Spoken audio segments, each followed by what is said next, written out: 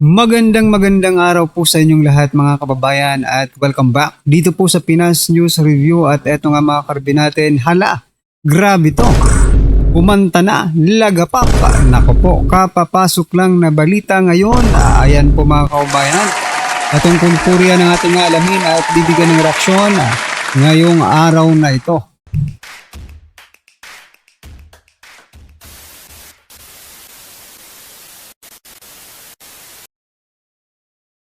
So yun mga kababayan, bago po natin simulan to, sa mga hindi pa po nakapag-subscribe at bago pa lang dito po sa ating munting channel ay pa-subscribe naman po.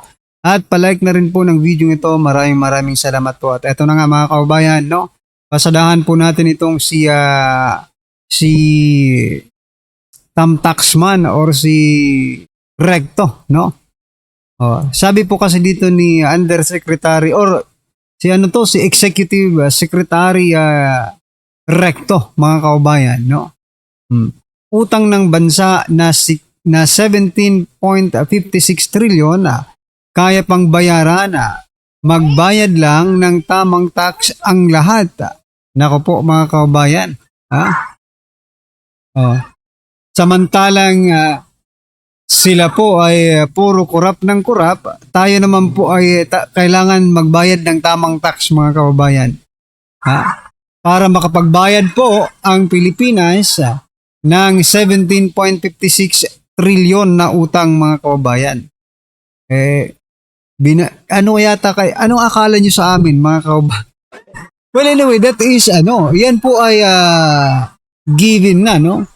Given na po yan na talagang magbabayad tayo ng tax. Pero sa nakikita po natin ngayon, no? Na kaliwat ka ng korupsyon, di ba? Hindi ka kaya panghihinaan ng loob, lalo na kung ang tax mo ay malaki, di ba? Like for example, nag-100,000, 35,000, 50,000, di ba? Yung mga ganong tax, mga ba? Talagang manghihinayang ka talaga. Ay napupunta lang sa pangungurakot nila. Pero positive po sa Recto na makakabayad tayo as long as tayo pong mga ordinaryong Pilipino, no, tayo pong mga law-abiding citizens ay magbayad lang daw ng tax. Okay? Etong si Recto, ayaw nito magpano, ayaw nitong inuutusan siya, di ba? Sabi niya nga nung nakaraang hearing wag niyo kaming utusan, di ba? Tapos yung asawa niya naman, mataas na ang tingin sa sarili nila, di ba? Anyway, ano pong inyong masasabi dyan mga kababayan, i-comment nyo na lang. At eto, pasadahan din po natin itong sa President Bongbong Marcos Jr. Ito pala ang confidential fund ngayon ni President Bongbong Marcos Jr. mga kababayan. Lumalagapak na tumataginting 4.5 billion confidential and intelligence fund for 2026. Ayan, inaprubahan niya po yan mga kababayan, no? So grabe. Yung confidential pa lang ng Pangulo, no? Mas mataas kaysa sa sa total budget ng Vice President, di ba? Hindi nga po naka 25% kasi hindi nag 1 billion yung yung budget po ng Vice President, di ba? Tapos gustong-gusto pa nilang i-impeach yung Vice President nang dahil po sa confidential fund. Bakit hindi nila ito pag-aralan, di ba? So what I'm trying to point out mga kababayan, napakalaki po nito, no? 4.5 billion confidential intelligence fund ng Pangulo para sa 2026. Malamang sa malamang at the end of the year, no? Simot po ito, no? Masisimot po ito ng Pangulo. Walang matitira diyan. Dahil kailangan pong ubusin yan ng Pangulo di ba? 4.5 billion samantalang tayong mga hampas lupa, mga kababayan, no? Ay pagod na pagod sa paghuhulog ng ating mga tax. Sana lang ay mayroon po yung patunguhan, di ba mga kababayan? Sana lang ay maging maging productive, effective, no? Yung 4.5 billion pesos na confidential fund, no? Mhm. Kawawa naman. Anyway, magbasa nga tayo ng ilan po sa ito po sabi po ni Jason Santiago, okay? 4.5 is lower than 125. Remember that. Ahaha. Kaya nyo, kaya no need for explanation yan. Kung saan galing kasi 4.5 lang, di ba?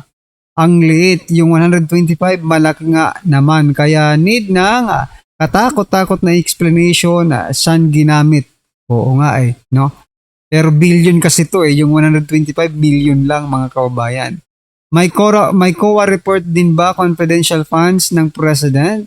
How much meron siya for 2025? Ha? Mapapawaw tayo sa laki compared to BP. Oo nga Ha? Sabi naman po dito ni Cathy, nakakaiyak at nakakadismaya na lang talaga ang mga balita ukol sa administrasyong ngayon. Kahit na good news siguro, hindi ka pa din sasaya. The trust is no longer there. Oo nga, wala nang ang trust, no? Kasi negative na nga mga kababayan, no? Negative 3 or negative 14 na po ang trust rating. Pero ang laki pa rin Negative na nga sa trust rating, ang laki pa rin ng confidential fund. Di ba? Sa bagay, siya po ang nag-approve niyan mga kababayan Siya po ang nag-approve niyan. Siya ang gumawa, siya rin ang nag-approve. So, bakit pa tayo magtatanong, di ba? Anyway, ano po ang inyong masasabi diyan mga kababayan? I-comment nyo na lang at eto, pasadahan po natin to mga kababayan. Nako, lagapak. Ito lagapak daw mga kababayan. Pakinggan po natin at bigyan natin ng reaksyon. Eto na po. Itong video, itong si Attorney Guanzon na kinantsawan itong si Auntie Claire at si BBM. Okay? Kasi sinabi dito ni Attorney Guanzon, there is no more chance. Okay? Una, sinabi dito ni Attorney Guanzon, there is no more chance. Di ba? Kasi humihingi kasi ng isa pang pagkakataon si Auntie Claire at si BBM na itama yung kanilang mga mali. At sabi naman ni Attorney Guanzon, there is no more second chance. Di ba? Mamaya pag-usapan natin yan at panoorin natin mismo yung video nitong si Attorney Rowena Guanzon. Okay? At last but not the least, no, ito yung matindi nating aabangan ay itong vlog ni Attorney Harry Roque. Ang reaksyon niya patungkol po dito, tinawag na ang pagkidnap sa presidente ng Venezuela. Ano ba talaga ang tunay na nangyari dito sa presidente ng Venezuela? Alam naman natin ang latest na issue, no? Na nag-trending sa social media, di ba? Yung ginawa ni President Donald Trump, no? At ito po ay parang kino-compare ang issue ng Venezuela dito po sa nangyayari po kay former President Duterte. Okay? Kita ko nga yung post ni Greco Bilica, no? Patungkol diyan, nananawagan siya kay Donald Trump.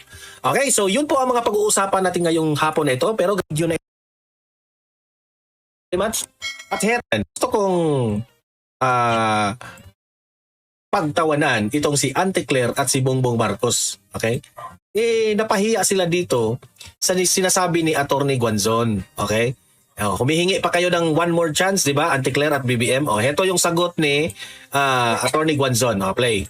Si Auntie Claire at si BBM, they're asking for another chance. Walang second chance sa pagka-presidente. Ano ka ba, bangag? Ba't ka tumakbo-takbo na hindi mo kaya? Di ba sinabi ko na yan noon? Hindi mo talaga kaya. Hindi lang dahil... Sana nga, Attorney Guanzon, naniniwala kami nung time na sinabi mo na wag niyong iboto yan noong 2022. Nagtapos ng college dahil hindi ka naman nag-aaral. Yan, totoo yan. Noong una, 2022, hindi ko naman dinefense si BBM dyan, pero ako naniniwala ko na wala itong pinag-aralan Wala itong diploma. Hindi ito nakatapos ng college. Dahil alam mo na ang ginagawa mo doon. Pero dahil wala ka talagang abilidad, saka wala ka talagang hardship na dinaan. Correct. Wala kang trabahong tinapos, wala kang project na legacy, wala kang pinakitang kabutihan. Tama yung sinabi ni Duterte, iboto nyo yung taong merong exhibit. Si Bongbong Marcos walang exhibit. Walang bago yan naging presidente, wala yang sa Bisaya pa, walang ikapang hinambog ng si BBM. Ha? Walang ikapagmayabang si BBM bago siya naging presidente. Si Duterte bago naging presidente, the exhibit is Davao. 'Di ba? Gusto niya kung ano ang resulta ngayon, kung ano yung nakikita mo doon sa Davao, gusto niya dalhin ng buong Pilipinas. Talagang taos-pusong kabutihan. Lahat ng ginawa mo, Bago naging presidente si BBM, Atty. Guanzon, bangag. Baka yan ang gusto niyang mangyari, maging bangag tayong lahat. BBM, para lamang sa iyong sariling kaligayahan at satisfaction. Kasi adik ka eh. I don't know why I know why you really wanted to be president. Because, well, sabi mo, you wanted to reform kasi recover the name of your father. No. Sa totoo lang, you really wanted power and money. Correct. Tapos reinforce ka pa ni Martin Luther King yung pinsan mo. Lalong lumala kayo dyan. Ngayon, sino naman yung presidente mo? Si John D. Cremulya? Nakakatawa naman yan. on. Who talks about law as if he's a lawyer? Correct. Sinong vice president? Si Sandro? Na naman. Sawang-sawa na kami sa iyo, Bongbong Marcos. Hindi na pwedeng another Marcos. At yung mga Ilocano ayaw lang bumoto sa iyo. At sa anak mo. Vice president, si Sandro? Isa pa? Ano sabi ni Manang Amy mo? Lahat kayo nagkukupain, pati si Sandro. Grabe. Pati mga anak mo. Lahat ng mga anak mo. Balita.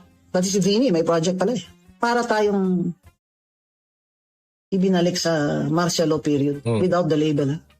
Another real talk by Atty. Guanzon. Na ninakawan tayo, nanikawan ng todo, mga crony.